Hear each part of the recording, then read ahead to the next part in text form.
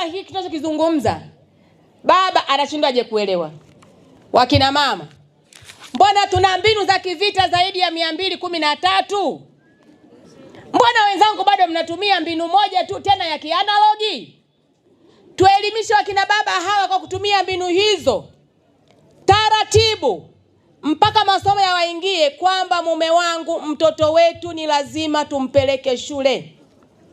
Mtoto wetu asiolewe kwenye umri mdogo. Atakwambia mbona wewe nilikuoa ukiwa una miaka 12?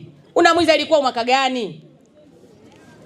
Hata kwa sababu sisi wengine wa jamii za kifugaji tumeolewa tukiwa watoto, tunadhani kuolewa ukiwa mtoto ni fashion. Sio fashion. Ni changamoto kubwa sana kwenye dunia. Ulibahatika, lakini pia mkono wa Mungu ulikuwa na wewe. Ukawa salama. Ukabeba mimba ukiwa mdogo, ukazaa ukiwa salama.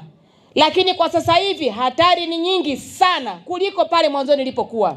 Lakini wazazi, tulinde watoto wetu na changamoto kubwa ya ukeketaji. Yawezekana miongoni mwetu tumekuwa tukajikuta tulishakeketwa. Haikuwa sawa. Na ndio maana unaona sasa hivi dunia nzima inapiga kelele kwenye eneo hilo. Tulinde watoto wetu na masuala ya ukeketaji. Kwa sababu sasa naambiwa kina mama na sisi tuna